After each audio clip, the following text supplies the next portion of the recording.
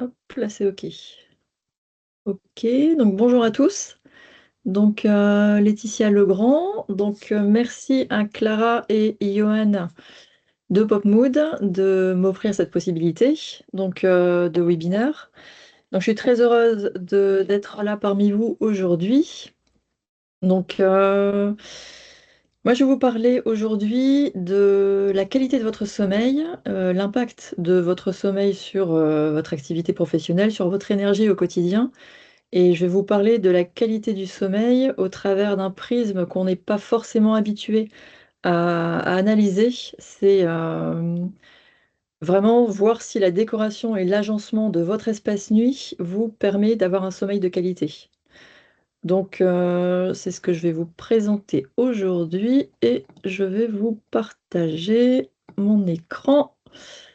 Si, hop, OK, ça fonctionne. OK. Est-ce que vous pouvez me dire si vous voyez bien l'écran? Normalement, c'est OK? Est-ce que ça vous va? Ouais, c'est bon, Oui, OK. on voit bien. Merci. Oui, Ouais. bonjour. Bonjour. OK, merci. Donc, d'abord une petite présentation. Donc, Laetitia, moi je suis décoratrice d'intérieur, je suis spécialisée en bien-être et je sors d'une vingtaine d'années de salariat. Donc j'étais en entreprise, donc j'ai bien compris l'impact de l'environnement sur notre énergie au quotidien et sur notre santé. Donc mon parcours pro a fait que j'ai dû changer d'orientation, j'avais besoin de faire quelque chose de plus concret, d'aider les autres et vraiment d'être orientée bien-être. Donc d'où ma reconversion et mon but est vraiment d'aider mes clients à créer des espaces de vie ou de travail qui vraiment vont soutenir leurs émotions, leur humeur, leur équilibre au quotidien. Et pour ça, je me base sur tout ce qui est neurosciences. Donc c'est ce que je vais vous présenter aujourd'hui, tout ce qui est psychologie des couleurs et neuroarchitecture. Ce qui est intéressant de savoir, c'est que en décoration, en intérieur, ce qui est beau ou ce qui est à la mode ou ce qui est tendance, c'est pas parce que c'est à la mode que ça va forcément vous faire du bien. Il faut vraiment s'adapter à la personnalité de chacun pour proposer vraiment une décoration, un intérieur qui va vous aider à améliorer votre bien-être. Donc en fait, pourquoi faire le lien entre la santé mentale et l'espace de vie? C'est parce que la santé mentale est vraiment maintenant d'actualité, ce qui est bien, ce qui est un plus, de plus en plus dans nos sociétés. On s'intéresse maintenant au bien-être, y compris dans la sphère professionnelle. Et en fait, les trois piliers de la santé mentale sont l'activité physique, l'alimentation et le sommeil. Donc on peut vraiment, en prenant soin de son sommeil, on peut vraiment améliorer sa qualité de vie au quotidien et améliorer aussi son quotidien dans son activité professionnelle. Et comme on passe en moyenne 90 de notre temps en intérieur, forcément nos espaces de vie et de travail vont avoir un impact sur, notre humeur, notre équilibre et notre vitalité. Et donc aujourd'hui, je vous propose de vous parler de la psychologie des couleurs, donc pour vous dire, quelles couleurs vraiment vont vous aider à bien dormir et voir également tout ce qui est neuroarchitecture, donc comment bien agencer votre espace nuit pour améliorer la qualité de votre sommeil. Hop, hop. Donc en ce qui concerne la psychologie des couleurs, pour vous parler de la psychologie des couleurs, je vais vous expliquer rapidement ce qu'est la couleur. Donc la couleur, en fait, c'est une perception colorée et techniquement, la couleur est une longueur d'onde que l'œil humain perçoit. On parle de spectre optique et en fait, on voit les couleurs parce que l'objet reflète la lumière et c'est cette lumière qu'on voit, cette lumière qui nous arrive et elle est colorée.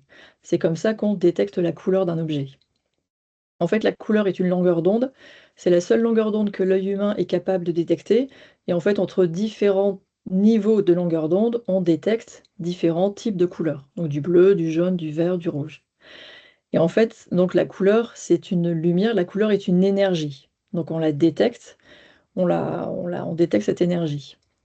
Et en fait, la couleur a un impact sur nous. Elle a un impact sur notre cerveau parce que c'est notre œil qui va détecter la lumière et la couleur perçue et l'œil va envoyer cette information à une glande qui est très importante dans notre cerveau, qui est l'hypothalamus. Et en fait, cette glande sert à énormément de choses dans notre corps et la couleur va donner une information à cette glande. sachant que l'hypothalamus gère notre métabolisme, notre température corporelle, nos émotions, notre appétit et notre sommeil. On peut donc en déduire que la couleur a un impact sur l'ensemble de ces éléments au quotidien. Et donc en fait, la lumière, la couleur, pardon, la couleur qui est un phénomène lumineux, n'est pas qu'un phénomène esthétique, elle a aussi un impact au niveau physique. Et donc quand on déduit ça, en fait, de preuves scientifiques, des tests ont été faits sur la perception de la température ambiante d'une pièce. En fait, on a testé sur des cobayes le ressenti de ces cobayes dans une ambiance chromatique chaude, donc dans une pièce rouge avec plusieurs murs rouges. Bon là, je vous ai mis des images avec en plus le plafond rouge, donc ça fait vraiment ambiance rouge, ou une ambiance chromatique froide, donc plutôt avec des murs dans une teinte bleue. Et en fait, ce qui est intéressant, c'est que suite à ces tests scientifiques, tous les cobayes ont dit qu'ils ressentaient une température un peu plus élevée, une température corporelle un peu plus élevée dans un espace entièrement rouge et une température corporelle un peu plus basse dans un espace totalement bleu. Et ce qui est d'autant plus intéressant, c'est que parmi les cobayes, il y avait à la fois des personnes voyantes et des personnes malvoyantes. Et que même les personnes malvoyantes ont ressenti ce changement de température corporelle. Donc en fait, la couleur est détectée par nos yeux, l'information arrive à notre cerveau, et en fait, la couleur, c'est une énergie, on la voit, mais surtout on la ressent. Donc forcément, la couleur a un impact sur nous. D'où l'intérêt de choisir les bonnes couleurs dans notre intérieur, dans notre bureau, dans notre salle de réunion, dans notre espace de vie, pour vraiment être bien au quotidien. Et donc d'autres tests avaient été faits également dès 1950 par Faber Byron, qui était un pionnier dans l'étude des couleurs. Et lui était plus axé donc sur l'influence des couleurs sur l'humeur, le comportement. Il a notamment parlé des couleurs qui avaient un effet mesurable sur notre psychisme. Donc certaines couleurs, selon lui, selon ses tests, permettent de calmer. Donc on va plus partir sur du bleu, du vert, des couleurs plus froides. D'autres couleurs vont nous stimuler. On va partir sur des couleurs plus feu, du rouge, du orange, du jaune. On aura des couleurs qui vont nous rassurer, des couleurs plus douces, et aussi on aura des couleurs qui vont nous irriter, qui vont davantage nous fatiguer. Et donc en fait, les couleurs agissent clairement comme des stimuli émotionnels directs. Et donc Faber-Byron disait déjà à l'époque en 1950 qu'en utilisant correctement les couleurs dans nos espaces de vie, on pouvait donc avoir un impact sur la qualité de notre sommeil, notre appétit, notre motivation, notre concentration, également notre stress, notre anxiété.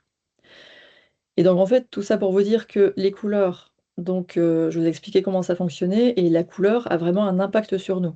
Donc c'est intéressant de savoir que la couleur a un impact sur nous, mais ensuite quand on sait ça, on peut se dire: «Bah, en fait, au final, c'est normal» parce que la couleur vient de la nature et à la base, l'homme est lié totalement à la nature. Donc c'est normal que la couleur ait un impact sur nous et qu'on la ressente. Et en fait, c'est ce qu'on voit dans tout ce qui est biophilie, donc c'est le fait d'aimer le vivant.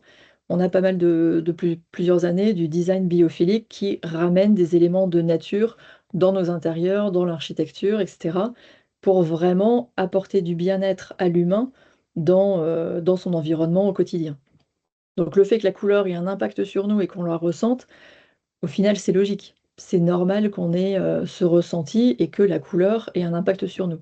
D'où l'intérêt de comprendre ces impacts et de l'utiliser correctement pour améliorer notre qualité de vie au quotidien. Et donc quand on sait tout ça, l'intérêt de l'outil de la psychologie des couleurs, c'est de savoir qu'on a une réaction face à une couleur, mais on doit également tenir compte de notre personnalité, de notre culture, de notre vécu, de notre éducation, notre langage, pour savoir exactement quelle couleur nous fera vraiment du bien.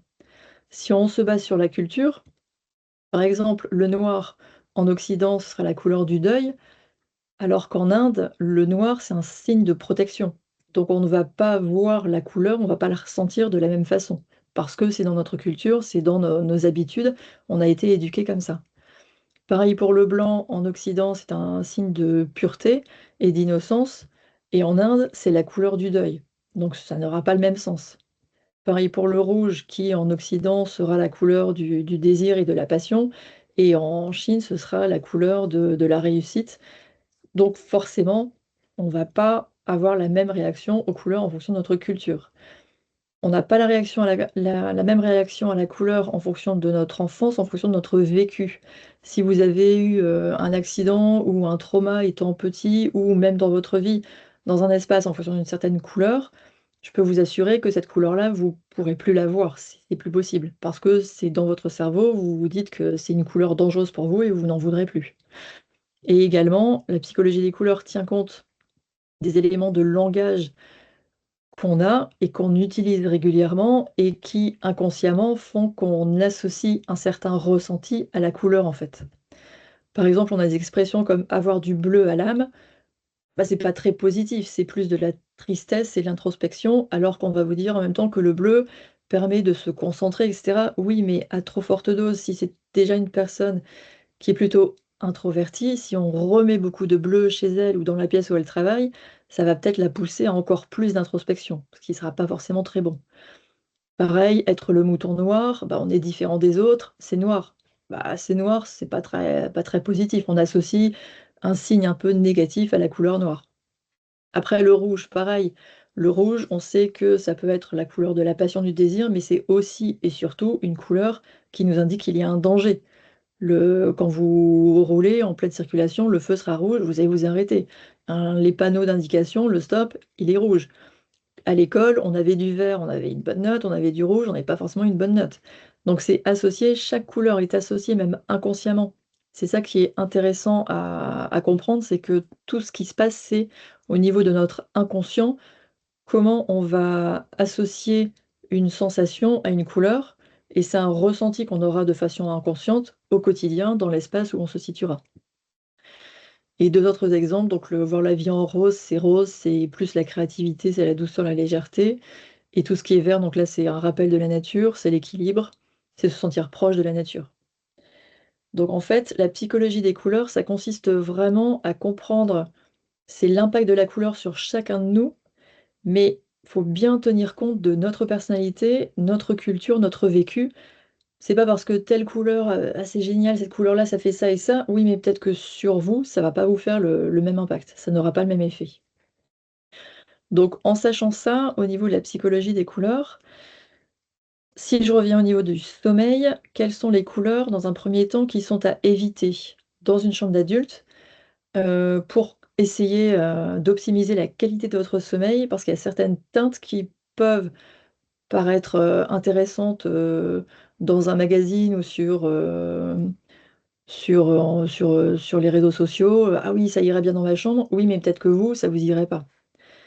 Donc en fait, d'abord le noir. Donc le noir, on sait que, on nous a appris, la société nous a appris que le noir, c'était le luxe, c'était classe. On met une petite touche de noir pour apporter une petite touche de luxe, de classe.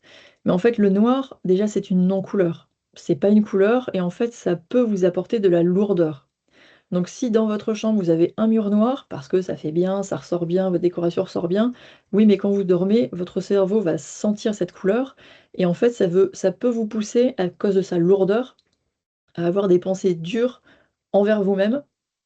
Ça peut vous pousser à avoir des rêves un peu, compliqués et ça va pas favoriser votre lâcher prise. Vous allez dormir, vous pouvez dormir, pendant 9, 8, 10 heures, mais c'est pas pour autant que vous aurez un sommeil de qualité, parce que vous n'aurez pas lâché prise correctement. Donc ça, c'est important. Une autre couleur aussi qu'il vaut mieux éviter, c'est le mauve dans une chambre, parce que le mauve, c'est associé à tout ce qui est spirituel. Donc ça peut vous emmener dans des sphères, assez subtiles et ça peut perturber votre sommeil. Donc là, ce sera pas aussi compliqué que le noir, mais c'est plus au niveau de vous allez dormir, mais vous n'aurez pas une bonne qualité de sommeil parce que vous allez faire énormément de rêves et ça peut être aussi compliqué. Une autre couleur, donc le rouge dans une chambre, alors OK, c'est la couleur du désir, de la sensualité, mais c'est un activateur du système nerveux et du rythme cardiaque et avoir un mur rouge dans sa chambre, si on veut vraiment lâcher prise, se détendre, c'est pas possible. Alors après oui, du rouge par petites couleurs ou peut-être dans les habits, mais pas sur un mur entier, c'est pas possible. Vous n'aurez pas des nuits calmes. Et autre couleur surtout à éviter, c'est le gris. Parce que le gris, nous rappelle le travail intellectuel. Autant le brun, le marron, c'est le travail manuel, ça se rapporte à la terre. Le gris, c'est le travail intellectuel. Donc si déjà vous êtes déjà très préoccupé et très investi dans votre travail la journée, si le soir vous arrivez dans votre chambre et vous avez mis un mur gris, et ben inconsciemment, votre cerveau, que ce soit un mur ou la tête de lit ou des draps gris, je peux vous assurer que votre cerveau la nuit va encore penser à votre travail et vous allez vous dire: «Ah oui, j'avais ça à faire, mais ça je l'ai pas fait et ça je devais le faire et ça». Vous allez constamment ruminer, vous allez toujours cogiter et vous n'allez pas savoir lâcher prise parce que le travail sera toujours, toujours là, même dans votre sommeil et ce sera épuisant à terme. Et surtout, en fait, le gris, faites le rapport avec, on est dans le nord, le ciel gris. En fait, c'est flou, on doute, on ne sait pas si le soleil va apparaître, on ne sait pas s'il va pleuvoir, bah, il fait gris et c'est morose. Donc c'est ça que vous apportez dans votre chambre, alors que, le gris, on l'a déjà suffisamment à longueur de journée. Et autre, dernière information sur le gris, en fait, typiquement, c'est la couleur que des personnes qui sont en plein burn-out vont choisir parce que elles sont dans l'énergie négative, en fait, de la dévalorisation. Elles ne sont pas bien et d'elles-mêmes, elles vont être attirées par cette couleur qui, bah, qui va leur ressembler, en fait. Donc c'est pour ça que le gris dans une chambre, d'adulte, c'est pas non plus, recommandé. Donc ça, c'était pour les 4 principales couleurs qu'il valait mieux éviter dans votre chambre. Et si je pars sur les couleurs qui, sont vraiment normalement en fonction de vous, toujours, à analyser avec votre ressenti, les meilleures couleurs pour une chambre d'adulte, pour vraiment passer normalement des nuits de qualité, c'est vraiment se rapprocher de la couleur de la peau.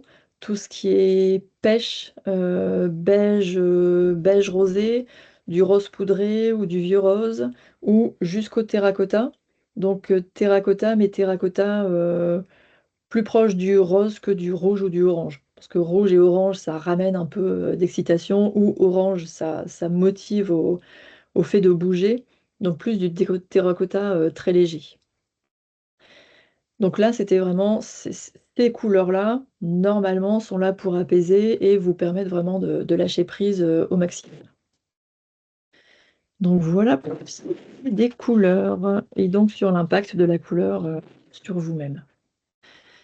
Je ne sais pas si vous avez des questions ou si tout est clair pour vous? Ouais, Laetitia, on a une question sur le chat. Ah, je Demande l'ai pas si c'est la même chose pour les couleurs qui se rapprochent, comme le gris anthracite qui se rapproche du noir ou le violet du mauve. Et moi, j'ai aussi une question parce qu'on n'a pas beaucoup parlé du blanc, du coup. Ou alors je suis passé à côté, mais en général, avec un cerveau masculin comme le mien, pour la déco, on s'embête pas, on met plutôt du blanc sur les murs. ouais. Et est-ce que c'est aussi une couleur qui peut être apaisante? Oui, le blanc, j'allais en parler un peu plus avec la neuroarchitecture, mais effectivement, le blanc, en fait, la société nous a appris que le blanc, c'est pur et c'est partir d'une page blanche et ça va agrandir l'espace. Mais en fait, inconsciemment, le blanc, ça nous rappelle la neige, donc c'est froid. Donc c'est tout sauf chaleureux. Donc mettre du blanc dans une chambre, mieux vaut partir sur un blanc cassé qui sera en fait un mélange de blanc et d'autres pigments, des petits pigments, roses ou jaunes pour apporter un peu de chaleur. Ça, on peut le voir quand on choisit une peinture, enfin, quand on cherche bien, ils peuvent nous donner la dose en pourcentage, autant de blanc, autant de jaune, autant de rose. Mais le blanc pur à éviter, notamment dans une chambre parce qu'il faut aussi des couleurs, plus chaleureuses, apporter de la chaleur pour, dormir correctement. Donc voilà Donc pour les voilà pour le. Euh, C'est moi j'ai une question aussi au niveau de la mise en couleur. Là, on voit les différents exemples. Il y a un mur, il y a soit un mur, soit c'est la chambre complète, soit il y a du blanc au plafond, soit c'est peint. Est-ce que ça impacte aussi le fait qu'il y ait une certaine quantité de couleurs? Et typiquement, c'est vrai qu'on laisse toujours les plafonds blancs, mais est-ce que ça impacte aussi de le peindre dans la même couleur ou il faut éviter enfin, faut pas qu'il y ait deux couleurs ou plutôt principalement celle qui est choisie, en tout cas pour la chambre, par exemple pêche ou beige. Alors en Alors en fait, fait, je sais pas je sais pas que quel tu m'entends? entend le retour. Pas grave. Pas grave. Après, il faut éviter de faire, monochrome, en fait. Le fait d'avoir au moins 2 couleurs, une vraiment principale peut-être sur un ou deux murs, et les autres murs en blanc cassé, pas du blanc, ou un beige ou une couleur un peu plus douce pour éviter de faire l'impression de caisse, tu sais, de boîte vraiment monochrome. Et l'histoire du plafond. Alors le plafond, ce qui se faisait aussi pas mal, c'était de déborder un peu sur les murs à côté. Imagine, tu as ton lit, ton mur à l'arrière du lit est d'une couleur, et autour, tu sais, tu débordais de 20 centimètres sur les côtés et 20 centimètres au-dessus au niveau du plafond. Ça faisait vraiment une couleur, ça faisait une sorte de boîte. Ça passe.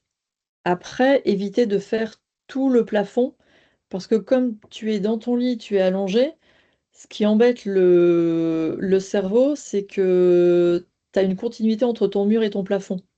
Donc il vaut mieux avoir un plafond blanc, comme ça ton cerveau sait que c'est ton plafond et ça va pas le perturber. Et vraiment éviter de faire une sorte de caisse, enfin d'ensemble monochrome, comme les photos que j'avais mis tout à l'heure au niveau du rouge. Là, c'était rouge, plafond, mur, et ça fait vraiment trop. Ok, merci. Ok, merci.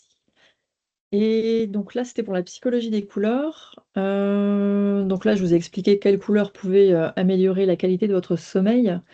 Maintenant, je vais vous parler de la neuroarchitecture. Donc en fait, la neuroarchitecture, c'est une discipline qui va étudier l'impact de l'architecture, de la lumière, des couleurs, des formes qui sont dans l'espace, sur notre cerveau, sur nos émotions, sur notre stress, notre attention, et donc en fait sur notre bien-être. Donc l'intérêt est vraiment de dire comment est-ce que mon cerveau réagit dans l'espace. Et ce qui est compliqué de comprendre, c'est que c'est notre cerveau inconscient. C'est pas notre cerveau conscient qui va réagir à l'espace. Donc pour ça, je vais vous expliquer un peu comment fonctionne notre cerveau. Donc si je résume vraiment en résumé, on a trois grandes parties dans notre cerveau. Donc on a le cortex néocortex, qui, lui, est le cerveau de la logique. Donc lui, en fait, c'est grâce à lui qu'on va réfléchir, qu'on va avoir des milliers de pensées par jour. C'est lui qui va être utilisé quand on fait de la méditation. C'est lui qui va nous permettre de nous organiser, de planifier. C'est lui qui voit le futur. Et c'est lui qui contient l'ensemble de nos connaissances et de nos apprentissages. Donc en fait, c'est le cerveau néocortex, c'est le cerveau conscient qui a appris, qui sait que le blanc, c'est pur, ça agrandit l'espace, que le noir, c'est chic, c'est du luxe, c'est ce qu'on a appris. Donc c'est ce qu'on a en tête. Et ensuite, on a le cerveau limbique qui, lui, est le cerveau émotionnel.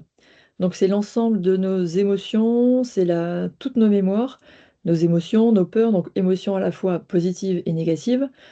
Donc c'est ce cerveau-là qui aura un impact aussi sur notre réaction, nos réactions. C'est la mémoire à long terme et c'est la connaissance du passé. Donc c'est tout ce qu'on a appris, mais surtout ressenti dans notre histoire de vie. Donc on a tous un cerveau émotionnel différent en fonction de tout ce qu'on a pu connaître. Et ensuite, ce qui va nous intéresser ici, c'est notre cerveau reptilien. Donc c'est notre cerveau archaïque. Et lui, il est là depuis le tout début, et lui, c'est lui notre inconscient, c'est lui qui réagit très vite, c'est lui qui est le siège de nos réflexes. Donc quand vous faites tomber quelque chose, vous allez tout de suite réagir, vous faites tomber un verre, vous allez le récupérer, bah, c'est votre reptilien qui réagit très vite et qui se dit il faut que j'agisse. C'est aussi votre reptilien qui va vous protéger. Lui, son but, c'est que vous vous sentiez en sécurité. Donc c'est votre reptilien qui va vous dire, il y a un danger, il se passe quelque chose, là tu vas fuir, ou tu vas attaquer, ou tu vas te figer. Et ça, vous ne pouvez rien y faire. Clairement, c'est votre inconscient, et c'est pour ça que dans certaines situations, des personnes qui sont agressées, ou il y a un incendie, ou il y a une explosion, bah vous ne savez pas comment vous réagirez, parce que c'est votre cerveau reptilien qui réagit, et c'est lui qui va se dire, vite, fuis, ou alors vas-y, attaque, fais quelque chose, ou tu te figes. Et ça, on n'y peut rien, c'est notre inconscient. On n'a vraiment aucun impact, on ne peut pas le gérer. Et en fait, surtout, notre reptilien, bah, chaque personne va réagir différemment. Et quand cette partie du cerveau est aux commandes, clairement, c'est plus rationnel du tout. On a des comportements qu'on peut plus du tout expliquer. Et en fait, le reptilien, par exemple, et ben pour lui, la couleur, le blanc, bah, ça nous rappelle la neige, et le blanc, c'est froid. La neige, c'est froid. Donc le reptilien va pas forcément aimer le blanc parce que ça amène une certaine froideur. Pareil, le noir, bah, le reptilien sait que c'est une non-couleur et que bah, c'est pas positif, ça va plus lui prendre son énergie, ça va plus lui apporter des éléments négatifs qu'autre chose. Donc la neuroarchitecture, en fait, tient vraiment compte de ce qu'il va, va comprendre quand on se trouve dans un espace.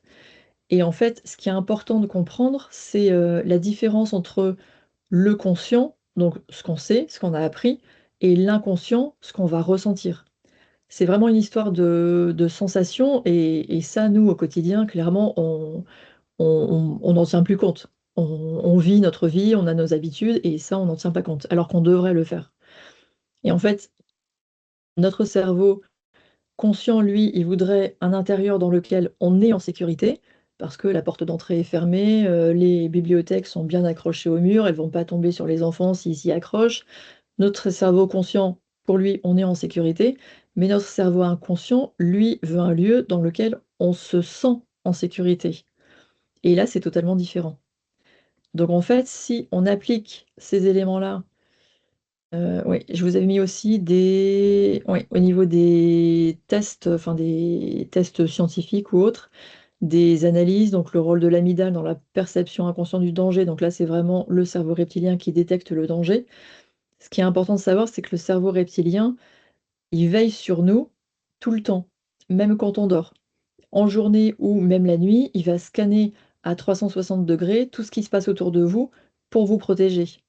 Donc en fait, quand vous êtes dans la rue, parfois vous avez l'impression qu'on vous regarde ou vous avez l'impression qu'il y a quelqu'un derrière vous, ça c'est votre cerveau reptilien qui vous protège. Après, on n'est plus au temps des hommes des cavernes et on n'a plus de danger, normalement on va pas se faire attaquer, donc on n'a plus cette sensation-là, mais ça vient de là. Et quand vous êtes dans un intérieur, bah pareil, vous ne vous en rendez pas compte, mais si vous ne voyez pas la porte, bah ça va peut-être pas vous aller. Si, il y a quelque chose au-dessus de votre tête, vous allez peut-être vous dire, «Là je me sens pas bien, pourquoi?» Ça, tout ça, c'est votre cerveau reptilien qui scanne l'environnement autour de vous pour vous prémunir d'un potentiel danger, et il le fait aussi la nuit. Donc ça a été testé et ça a été prouvé. On peut, la nuit, rester partiellement éveillé, même si on s'en rend pas compte, parce que notre cerveau reptilien détecte un danger, il a une alerte et il essaie de nous protéger. Donc dans ce sens-là, la neuroarchitecture, c'est vraiment voir ce qu'on peut faire au niveau de l'agencement de la pièce pour que notre cerveau reptilien se sente, en sécurité. Donc si on applique ça au niveau de la qualité du sommeil, en fait, principal vraiment, le lit, on évite de le mettre au milieu de la pièce ou parce qu'on a une suite parentale avec un dressing plus une salle de bain, on peut, avoir le lit n'importe où. Bah non, parce que là, en fait, si vous n'avez pas de tête de lit qui est vraiment située contre un mur, votre cerveau reptilien va se dire: «Il y a un danger qui peut arriver par derrière, il y a un danger qui peut arriver sur les côtés», et c'est extrêmement compliqué. Il va jamais lâcher prise, donc un espace comme ça, en vacances pour 15 jours, pourquoi pas? Ça, c'est pas embêtant, mais au quotidien, ça peut être très compliqué. Il faut vraiment essayer de positionner son lit, au moins la tête de lit vraiment contre un mur pour vraiment avoir ce sentiment de sécurité, de stabilité aussi parce qu'on est contre un mur, et vraiment de protection. On a besoin de se sentir protégé, sinon, on s'en rend pas forcément compte, mais inconsciemment, même dans un séjour, un fauteuil qui est au milieu, de l'espace, bah, vous n'allez pas vous détendre dedans. Donc on a vraiment besoin d'avoir, une sorte de protection, surtout quand on dort, au moins pour passer de bonnes nuits, au moins avoir un mur plein au niveau de la tête de lit. Autre élément au niveau de la tête de lit, pour renforcer ce sentiment de sécurité, c'est important déjà d'avoir une tête de lit au niveau de votre lit. Parfois, les gens ont juste le matelas sur des pieds et il est posé contre le mur, et c'est pas suffisant.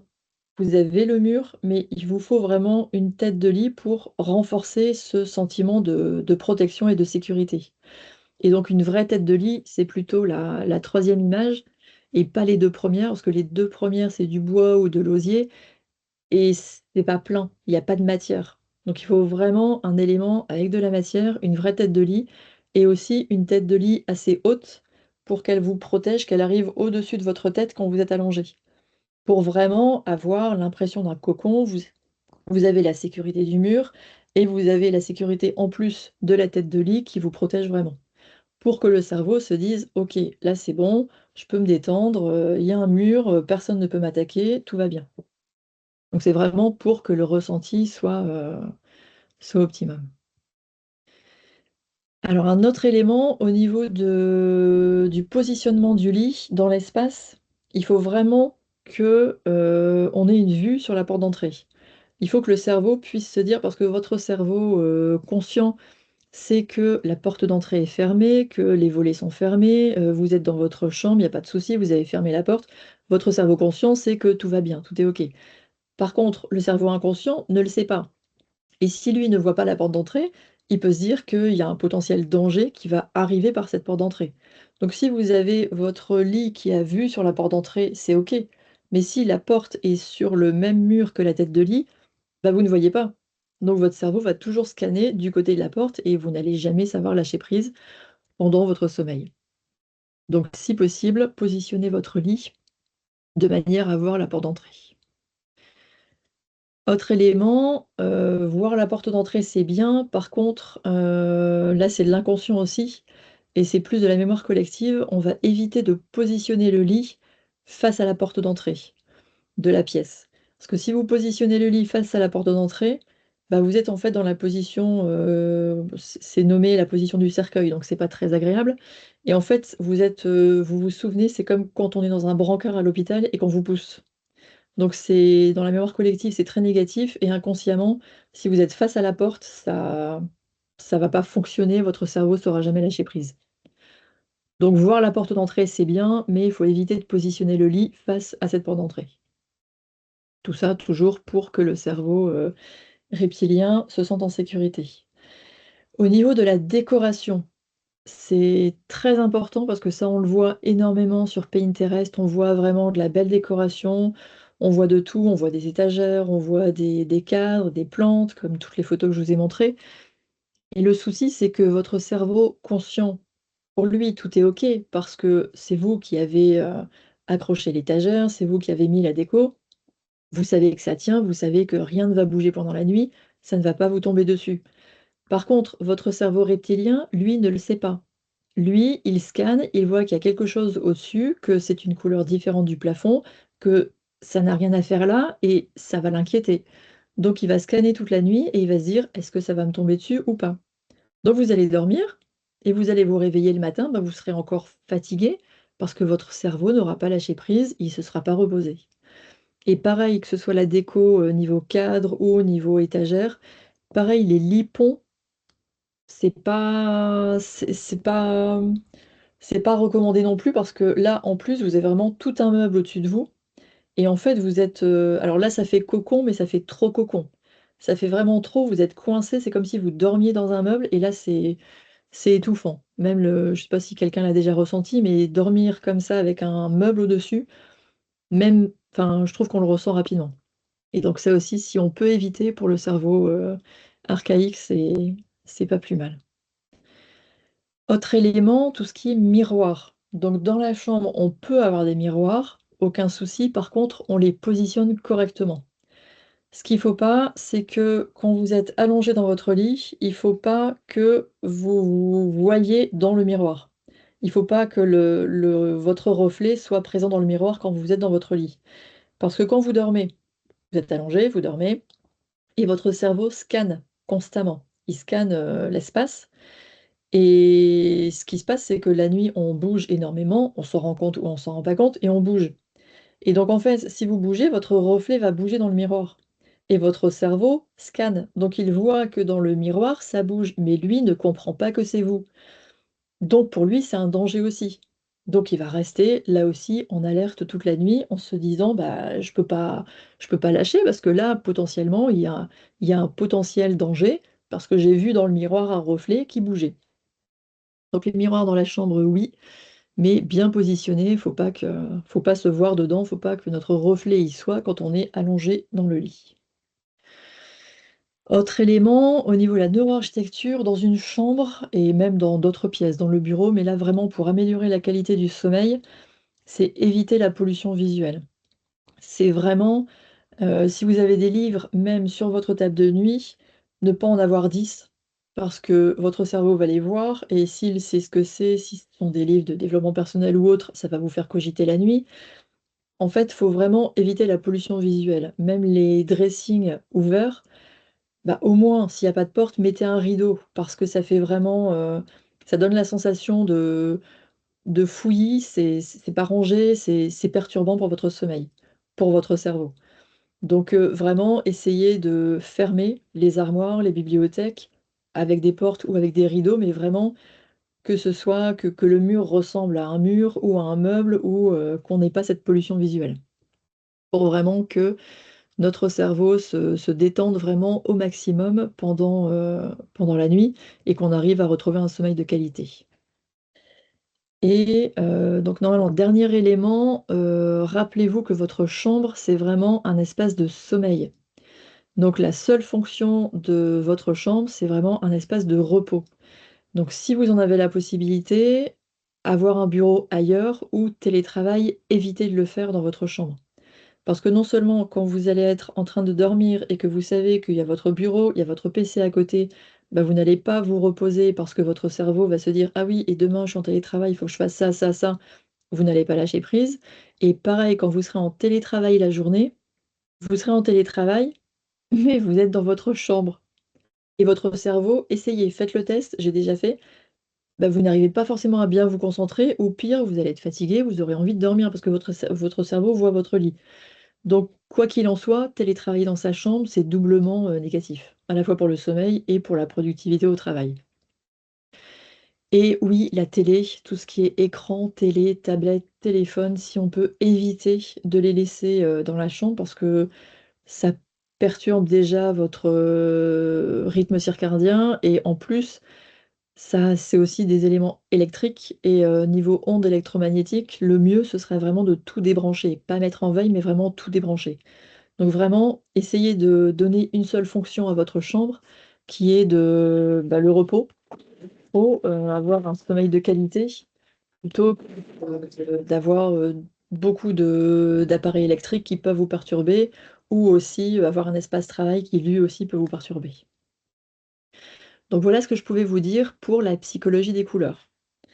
Donc tout ce que j'ai pu vous expliquer aujourd'hui, je l'ai orienté sur votre espace nuit.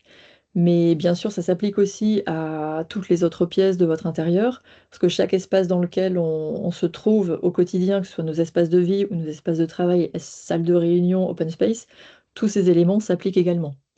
Et donc en fait, l'agencement, les couleurs, les circulations, tout cela influence notre capacité vraiment à lâcher prise. Ça a un impact sur notre énergie et ça a un impact aussi sur notre état émotionnel.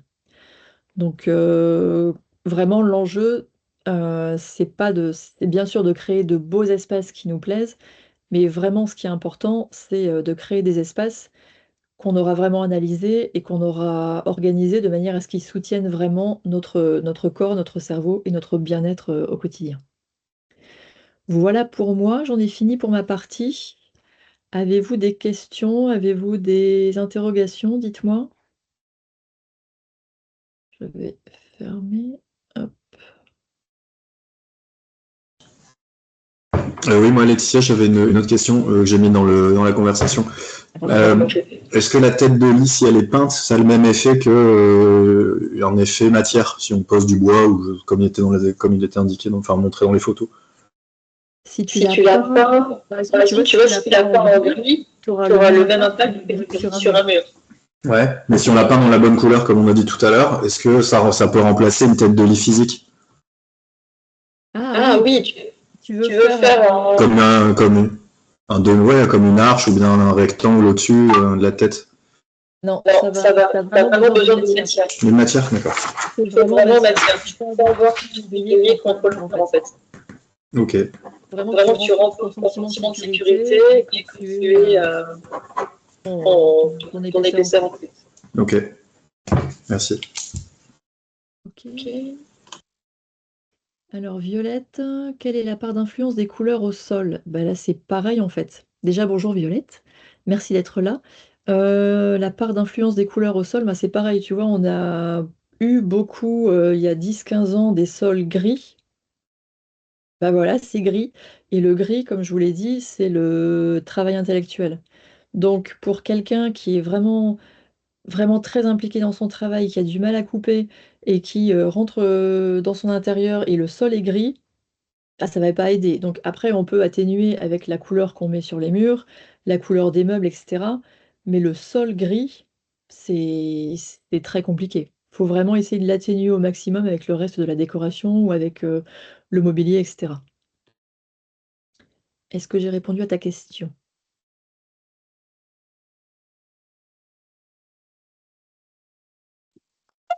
Moi, j'avais une question aussi, Laetitia. Alors, c'est pas vraiment le sujet, mais je me permets quand même de la poser. C'est quand tu parlais de la pollution visuelle tout à l'heure, est-ce que ça peut aussi influencer la qualité du sommeil dans les chambres d'enfants, ça? Et je veux parler par exemple du désordre ou tu vois une accumulation de jouets ou genre de choses. Je sais pas si ça aurait une influence aussi sur le sommeil des enfants. Alors la chambre d'enfant, c'est différent de tout ce qu'on a vu. Parce que l'enfant, sa chambre, c'est vraiment son territoire. Donc c'est vraiment son espace à lui et s'il y a du bazar, si c'est pas rangé, c'est aussi sa manière à lui de montrer que c'est chez lui, c'est son territoire. Et lui, la pollution visuelle, il est encore jeune, c'est pas la même chose que pour nous. Ok, ça Donc marche. un enfant qui a du désordre, s'il le fait que dans sa chambre, à la rigueur, j'ai envie de le dire, c'est pas grave. Mais c'est aussi sa façon à lui de rappeler que c'est son espace, parce que dans toute la maison, il n'y a que sa chambre où c'est vraiment son territoire, et c'est important pour lui d'y faire un peu ce qu'il veut. Faut pas Pas forcément forcément. toujours Non. demander à ce que la chambre soit Mm. hyper rangée, parce que c'est peut-être aussi un besoin à eux de prouver que c'est chez eux. Ah, c'est dommage, ça m'arrange pas Si on cette pouvait réponse. éviter de Hein. dire, si on pouvait éviter de dire ça aux enfants, s'il vous plaît. Laetitia, Je vais dire pas. Après, Après, vous vous en faites faites ce ce que que vous vous voulez. voulez. Et par contre, je rebondis sur cette question-là, sur le sujet, à partir de quel âge, justement, par rapport à la scolarité, etc., c'est bien de commencer à ordonner, puis qu'il n'y ait pas cette pollution visuelle pour leur sommeil, et ainsi de suite. Au Au sommeil, quand sommeil, tu quand tu commences à commences être à être adolescent. adolescent, Tu vois, tout tu ce vois, qui tout est ce qui est territoire, c'est territoire, c'est vraiment vraiment vraiment spécifique. Ok. Parce Parce que que le le cerveau de cerveau de l'enfant l'enfant se se développe développe en en fonction fonction d'âge. d'elle. Le néocortex n'est pas encore est pas fini avant 7 ans. Donc c'est pour avant 5 ou 7 ans. Donc c'est aussi pour ça que les enfants croient au Père Noël. Donc c'est vers l'adolescence où là, si on peut commencer quand même à ranger, oui, ça peut aider la qualité du sommeil. Mais après, même si c'est un peu de désordre par terre, surtout c'est au niveau des bibliothèques ou au moins que ce soit rangé, que ce soit pas trop dense en fait, pour essayer d'atténuer l'impression de pollution visuelle. C'est pas de la pollution, mais il y a trop d'éléments, c'est compliqué pour le cerveau en fait. Ok. Avez-vous d'autres questions, d'autres interrogations?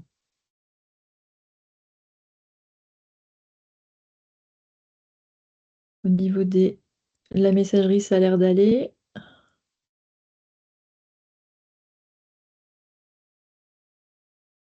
Alors, Violette, quelle est l'influence de la lumière, dormir dans le noir total ou pas? Alors, le noir total, c'est clairement mieux.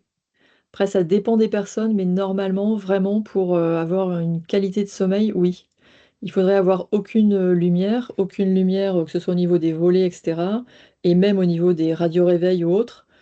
C'est vraiment limiter au maximum la luminosité pour vraiment expliquer au cerveau que, ok, là, c'est la nuit, il fait nuit, tu peux te reposer. C'est important. Et je vais en remettre un peu une couche au niveau des téléphones portables, etc. Si vous pouvez éviter de dormir avec vos téléphones portables, même en mode avion, et même au niveau de la tête de lit, il faudrait avoir vraiment aucun appareil électrique. Voilà, maintenant je suis passée, lumière et radio réveil, c'est à recharger. Donc il n'y a pas d'électricité, il n'y a même pas de pile, je les recharge une fois par semaine et vraiment avoir un espace nuit où bah, c'est du repos, c'est au niveau de la déco. Si vous voulez de la déco, pas avoir un mur avec uniquement une seule couleur, bah, vous choisissez un papier peint. Comme ça, vous avez un papier peint avec un motif, ça vous met de la déco, mais au moins vous n'avez pas les étagères. Vous oubliez la déco. Si le peu d'appareil électrique est à recharger ou sur pile, au moins il n'y a pas d'électricité, il n'y a pas de champ électromagnétique, et vraiment, ça permet au cerveau de vraiment lâcher prise et de se reposer. Laetitia, le fait d'avoir un téléphone à côté pas branché, ça change quelque chose? Bah, ton téléphone, il faudrait même l'éteindre, parce que même en mode avion, à mon avis, Ouais, mais moi, ça me procure plus de stress qu'autre chose. t'es pas Mais bon, bien là, hein? Hein, t'es pas bien. ouais. Bah non, je suis Bah pas oui, bien. oui, mais t'as besoin. Oui, mais peut-être que ton cerveau. Est-ce que t'as déjà essayé au moins une fois? Ouais, Et alors? ça va pas. Non, mais en fait, moi, je le mets en mode ne pas déranger, ce qui Oui. fait que si jamais quelqu'un a un problème, c'est-à-dire que s'il m'appelle une fois, le téléphone va pas sonner. S'il m'appelle 3 fois d'affilée, il va sonner. Après, ça dépend. Si tu as des parents âgés ou si t'es pas avec tes enfants ni ta femme, oui, peut-être que là, tu préfères être joignable. Mais est-ce qu'il y a vraiment danger très très important pour que tu aies besoin de dormir à côté de ton téléphone? Bah, Ou c'est uniquement du travail? ah non, non, non, je parle pas du travail là. Non, parce que je le mets en mode ne pas déranger, du coup, c'est vraiment. Non, non, là, c'est hors travail, hein. C'est hors travail. Après, c'est quand même mieux de n'avoir aucun appareil électrique autour de nous, quoi. Ok. Ok. Bah, je dors avec mon Apple Watch, hein, donc si tu veux, moi, c'est pour Oui, en analyser le plus, sommeil. ouais, bah, oui, oui, bah, oui, c'est perdu. C'est fini. Ok. Bon, eh bien, vous n'avez pas d'autres questions? J'ai répondu à toutes vos questions. Ah, Violette est peut-être en train d'écrire.